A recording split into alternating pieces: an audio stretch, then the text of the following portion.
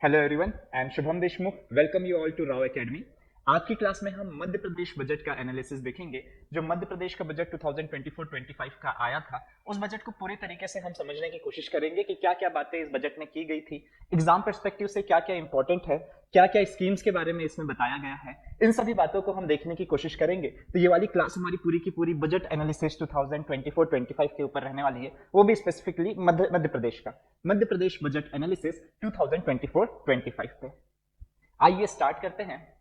सबसे पहले हम बता दें कि यह जो बजट प्रस्तुत किया गया है, वह बजट मध्य प्रदेश के फाइनेंस मिनिस्टर जगदीश देवड़ा जी द्वारा 3 जुलाई 2024 को प्रस्तुत किया गया। इस बजट की खासियत यह थी कि यह अभी तक का सबसे बड़ा बजट है। अभी तक जितने भी बजट प्रस्तुत किए गए, उन बजट में सबसे बड़ा बजट यह है और इसका एस्टिमेशन है 3,65,067 करोड़ रुपीस। 3,65,000 करोड़ रुपए का यह बजट प्रस्तुत किया गया है, जो कि पिछले वर्षों के कंपेयर में, जो लास्ट ईयर का बजट था, उसके कंपेयर में 16% ज्यादा है। तो हर साल हमारा जो बजट है वो बढ़ते जा रहा है और इस बार 3,65,000 करोड़ का यह बजट प्रस्तुत किया गया है। यह सबसे इंपॉर्टेंट पॉइंट किसके द्वारा प्रस्तुत किया गया? हमारे फाइनेंस मिनिस्टर मध्य प्रदेश के मिस्टर जगदीश देवड़ा जी द्वारा जुलाई में 3 जुलाई 2024 को यह प्रस्तुत किया गया था। इसके पहले आप सभी को पता है कि बजट फरवरी मार्च में जब भी बजट आता है तो वह बजट अंतरिम बजट था, क्योंकि इस बार इलेक्शंस थे। तो फिर जो फाइनल बजट प्रस्तुत किया गया था वह जुलाई 2024 में प्रस्तुत किया गया था। तो कुछ हाइलाइट्स देख लेते हैं, कुछ इंपॉर्टेंट पॉइंट्स देख लेते हैं कि इस बजट में क्या क्या बातें की गई थी। तो सबसे पहला बात, जो जीएसडीपी है मध्य प्रदेश का, जीएसडीपी मतलब जीडीपी, जैसे हम इंडिया का बोलते हैं ग्रॉस डोमेस्टिक प्रोडक्ट। स्टेट के बारे में जब हम बात करने लगते हैं तो उसे ही हम बोलने लगते हैं ग्रॉस स्टेट डोमेस्टिक प्रोडक्ट, मतलब जीएसडीपी। तो जीएसडीपी जो है मध्य प्रदेश का 2024-25 के लिए वह 15,22,222 करोड़ रुपीस यह रहने का अनुमान है, जो कि 0.6% की क्या दर्शाता है? ग्रोथ दर्शाता है 2023-24 के कंपेयर में। इस वर्ष मतलब इस साल जो ग्रोथ हुई है, 0.6% की ग्रोथ हमारी जीएसडीपी में देखने को मिलेगी, यह बताया गया है इस बजट में। और क्या रहेगी जीएसडीपी? जीएसडीपी को जो बताया गया है वह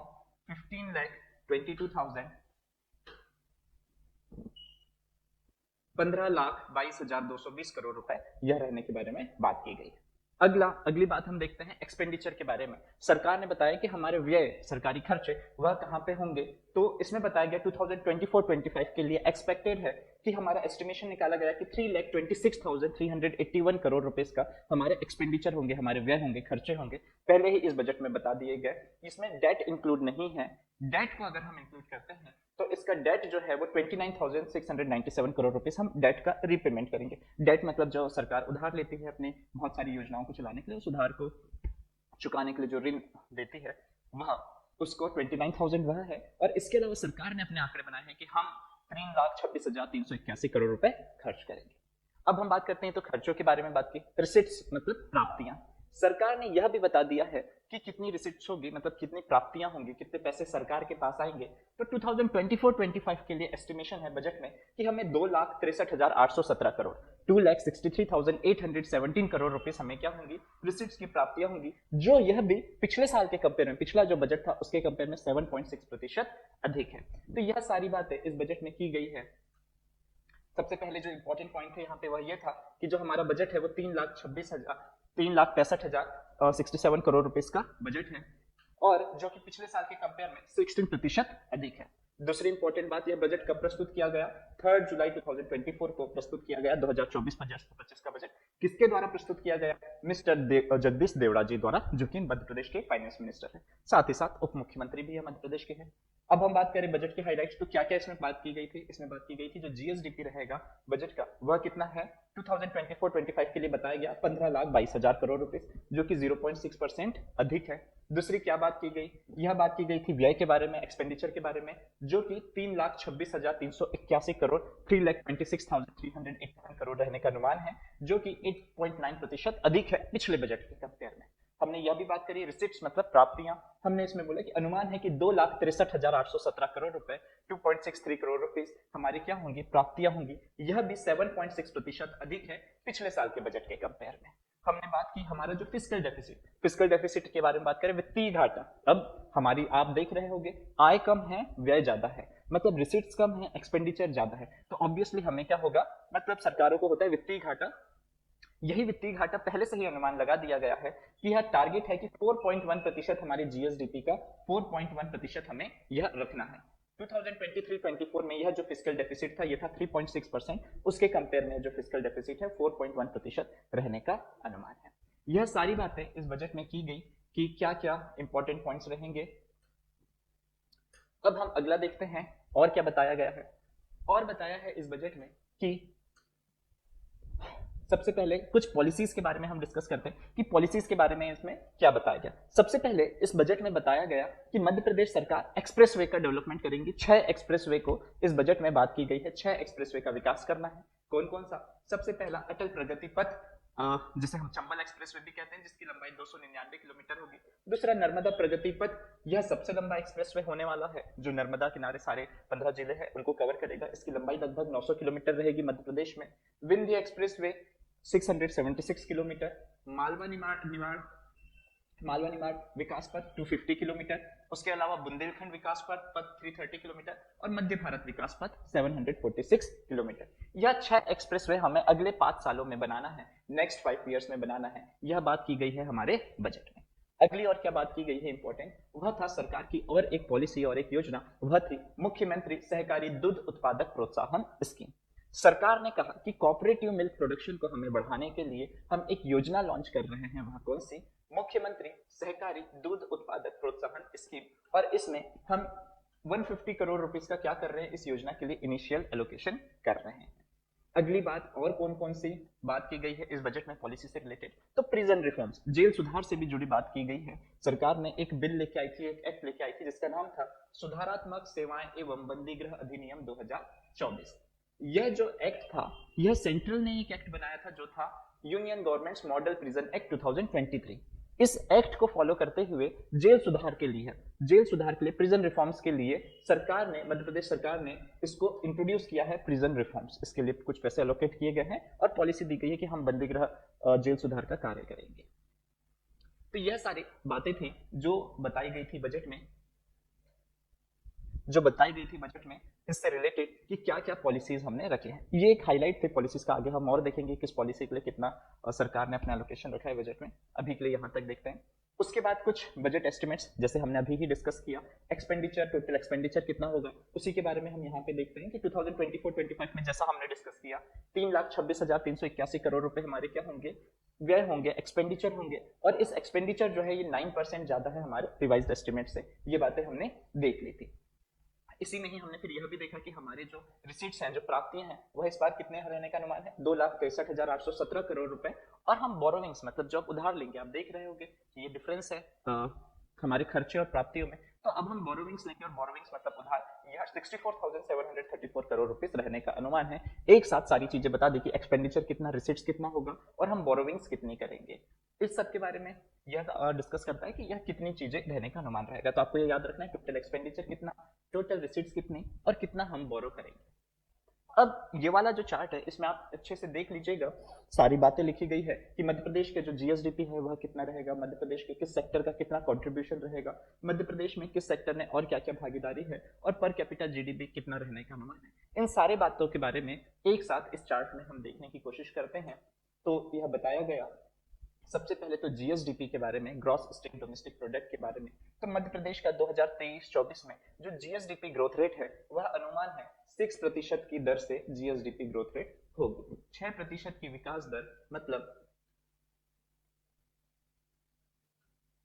6% की विकास दर रहने का अनुमान है, जो कि 2022-23 में कितना रहा था, 6.6% रहा था। तो 6.6% पिछले साल था, इस बार 6% रहने का अनुमान है। जबकि हम भारत की जीडीपी ग्रोथ के बारे में बात करें, नेशनल जीडीपी, वह 8% की ग्रोथ से आगे बढ़ने का अनुमान है। तो आप देख रहे होंगे इस वर्ष मध्य प्रदेश की जीएसडीपी जो ग्रोथ रेट रहेगी वह 6% रहने का अनुमान लगाया गया है। यह अनुमान अगले सेक्टर वाइज कंट्रीब्यूशन हम देख लेते हैं कि कौन से सेक्टर का कितना कंट्रीब्यूशन रहेगा।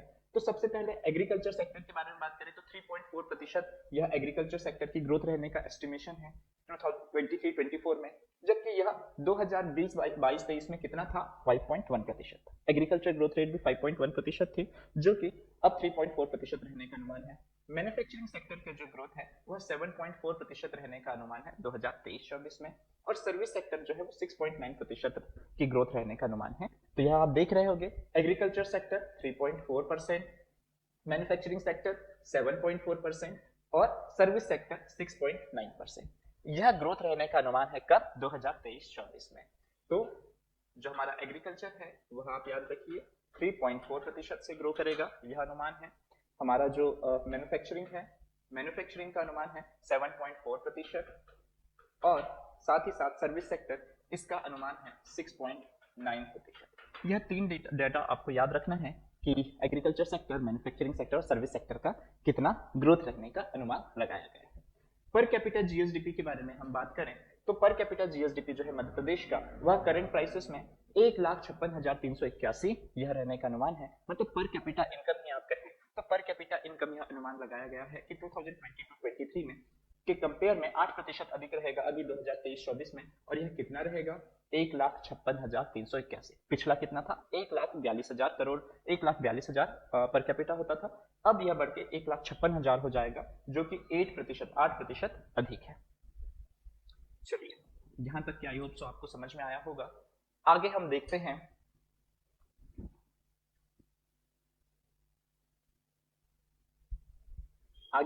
हैं एक्सपेंडिचर 2024-25 में। एक एक करके अब हम देखते हैं। सबसे पहले हमने देख लिया एक्सपेंडिचर कितना, रिसीट्स कहता है, फिर हमने देखा बोरोविंग्स कितनी लेना पड़ेगा। अब हम देखते हैं कि जो एक्सपेंडिचर है ये रेवेन्यू एक्सपेंडिचर, इन एक्सपेंडिचर में एक एक करके हम देखेंगे कि कितना होगा एक्सपेंडिचर और किस किस सेक्टर में कितना कितना होगा, यह भी हम देखते हैं। तो सबसे पहले जो एक्सपेंडिचर होते हैं, व्यय होते हैं, वह दो तरीके के होते हैं। एक होता है रेवेन्यू एक्सपेंडिचर और एक होता है कैपिटल एक्सपेंडिचर या कैपिटल आउटले हम इसे कहें तो। रेवेन्यू एक्सपेंडिचर मतलब ऐसे सारे सरकार के खर्चे या व्यय जो किसमें होते हो, जो सरकार सैलरीज के थ्रू, पेंशन्स के थ्रू, अलाउंसेस के थ्रू या सरकार अपनी योजनाएं के थ्रू खर्चे करती हो, वो क्या कहलाते हैं? Revenue expenditure. और दूसरे ऐसे सारे खर्चे जो सरकार एसेट्स क्रिएशन में खर्च करती है। एसेट्स क्रिएशन मतलब इंफ्रास्ट्रक्चर डेवलपमेंट में, इन सब में खर्च कर रही हो, तो वो क्या कहलाते हैं? कैपिटल एक्सपेंडिचर या कैपिटल आउटले। तो इसी को ही हम एक एक देखते हैं। हमने तो देखा था टोटल एक्सपेंडिचर कितना है, उसमें अब रेवेन्यू एक्सपेंडिचर कितना रहने का अनुमान है? 2,61,644 करोड़ रुपए। इतना अनुमान लगाया गया कि हम क्या करेंगे, इतना रेवेन्यू एक्सपेंडिचर में खर्च करेंगे, जो पिछले साल के कंपेयर 13% अधिक है। Salaries, pensions, interest, grant, subsidies, इन सब में सरकार क्या करती है? ये सब खर्चे करती है। अगला कैपिटल एक्सपेंडिचर, यह अनुमान है 61,633 करोड़ रुपए।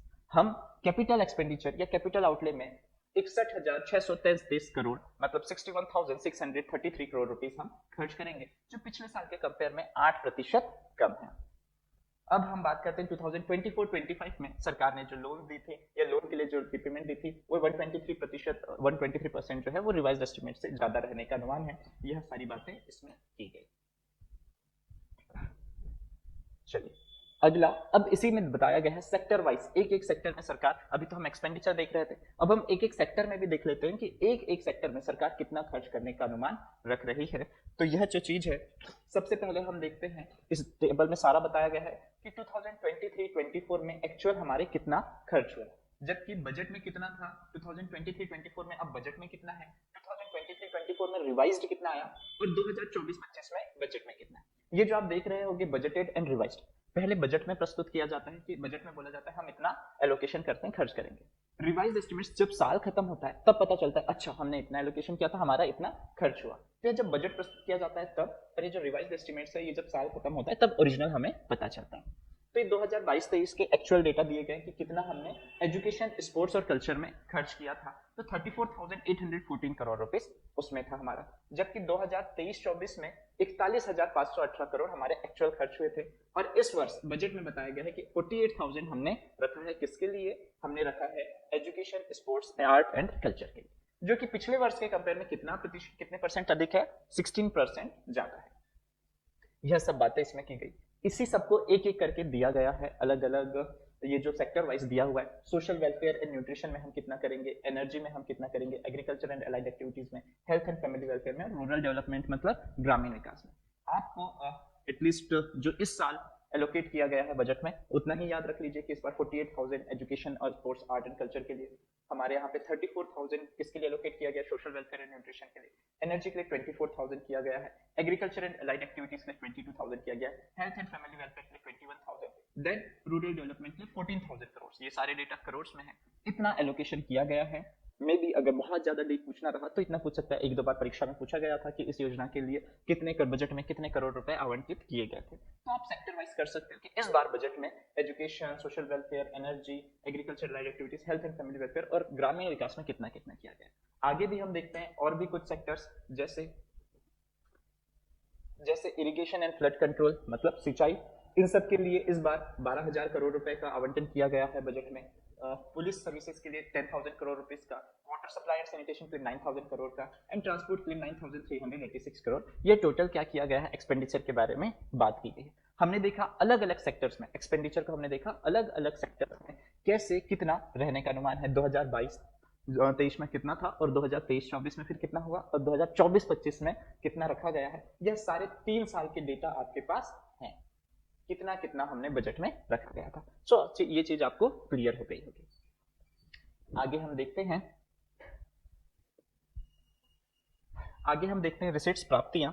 इसके बारे में हम बात करें तो टोटल रेवेन्यू रिसीट्स मतलब प्राप्तियां कितनी हो रही है। तो टोटल रेवेन्यू रिसीट्स जो हैं उसके बारे में हम बात करें तो ये एस्टिमेशन आप सभी को पता है 2,63,000 करोड़ रुपीस का था। इसमें फिर यही सब चीजें बताई गई कि ग्रांट्स हम सेंटर से कितने लेंगे, सेंटर का खुद का ओन रेवेन्यू कितना रहेगा, सेंटर का खुद टैक्स से कितनी प्राप्तियां होगी, और सेंटर को ये जो स्टेट है मध्य प्रदेश सरकार उसे जीएसटी से कितना प्राप्त होगा। ये सारी बातें इन सब में रखी गई थी। तो ये आप इतना डेटा जो है उतना याद रखने की जरूरत नहीं है, एक बार आप इसे रीड कर लीजिएगा और ओवरऑल आपको समझ में आ जाएगा। अब मेन जो इंपॉर्टेंट है कुछ बातें वो हम देख लेते हैं कि इसका कंपैरिजन कर लेते हैं कि एजुकेशन में मध्य प्रदेश सरकार 14.9% खर्च करने वाली है अपने एक्सपेंडिचर का, हेल्थ में मध्य प्रदेश सरकार 6.7% खर्च करने वाली है, रोड्स एंड ब्रिजेस के लिए 2.8% एलोकेशन है, वहीं अर्बन डेवलपमेंट के लिए 2.7% एलोकेशन है, एग्रीकल्चर के लिए हम बात करें तो 6.9%, एंड एनर्जी के बारे में हम बात करते हैं तो 7.7% टोटल एक्सपेंडिचर का एलोकेशन। आप एक एक परसेंटेज वाइज देख सकते हैं कि परसेंटेज वाइज हमने कितना खर्च करने का अनुमान अपने बजट में रखा है। अब ये इंपॉर्टेंट हो जाता है ये लास्ट कि हाइलाइट्स ऑफ द बजट की बजट में कितने करोड़ रुपए किस स्कीम के लिए आवंटित किए गए हैं। तो सबसे पहला तो 26,560 करोड़ रुपए हमने महिला एवं बाल विकास विभाग इसके लिए हमने आवंटित किए। इसमें से सबसे इंपॉर्टेंट 36,500 करोड़ रुपए मध्य प्रदेश की बहुत महत्वपूर्ण योजना लाडली बहना योजना और लाडली लक्ष्मी योजना, इसके लिए मध्य प्रदेश सरकार ने 36,500 करोड़ रुपए आवंटित किए। हेल्थ सेक्टर के बारे में हम बात करें तो 21,444 करोड़ रुपए हमने स्वास्थ्य के लिए खर्च करने का अनुमान लगाया है और कहा गया 3 मेडिकल यूनिवर्सिटी सेटअप करेंगे हम मंदसौर, नीमच और सिवनी जिले में। हमने रोडवेज के लिए 10,000 करोड़ रुपीस रखने का अनुमान लगाया गया है और मुख्यमंत्री ग्राम सड़क योजना के अंतर्गत हम 1,000 किलोमीटर की पक्की सड़कें बनाएंगे। प्रधानमंत्री उज्ज्वला योजना के माध्यम से 520 करोड़ रुपए बजट में रखने का अनुमान रखाया गया है और 50 करोड़ चीफ मिनिस्टर तीर्थ दर्शन स्कीम को प्रोविजन रखा गया है कि मुख्यमंत्री तीर्थ दर्शन योजना, इसमें 50 करोड़ रुपए का आवंटन किया गया है। हमने 4,725 करोड़ रुपए इन्वायरमेंट और जो हमारा इसके लिए खर्च करने का, पर्यावरण के लिए खर्च करने का अनुमान। एक केन बेतवा लिंक प्रोजेक्ट आप सभी को पता है 44,605 करोड़ रुपए केन बेतवा लिंक प्रोजेक्ट के लिए। एजुकेशन के लिए 22,600 करोड़ रुपए अनुदान रखा गया है। हमने स्पोर्ट्स एंड यूथ वेलफेयर के लिए 586 करोड़ रुपीस रखने का अनुमान रखा गया है। गौशालास मतलब गायों के विकास के लिए जो गौशालास है उसके लिए 250 करोड़ रुपए बजट में प्रोविजन किया गया। 1,081 करोड़ रुपए कल्चर डिपार्टमेंट के द्वारा और साथ ही साथ 13,596 करोड़ का कंस्ट्रक्शन मेंटेनेंस के लिए। यह सारे खर्चे जो आप देख रहे होंगे एक एक बार आप इसे क्या करेंगे देख लेंगे। इंपॉर्टेंट था लाडली बहना योजना, लाडली लक्ष्मी योजना, महिला बाल विकास विभाग के लिए कितना। तो ये मैंने एक बार आप सभी को हाईलाइट्स बता दी कि किसमें कितना बजट में रखा गया है। तो ये सारे डेटा आप एक बार और 2-3 बार वीडियो देख लीजिएगा, एक बार समझ लीजिएगा तो आपको याद हो जाएंगे। तो बजट के लिए आज इतना ही, आपको समझ में आ जाएगा क्या क्या चीजें थी, क्या क्या इंपॉर्टेंट थे। सो आज की क्लास हम यहीं पे खत्म करते हैं। Thank you.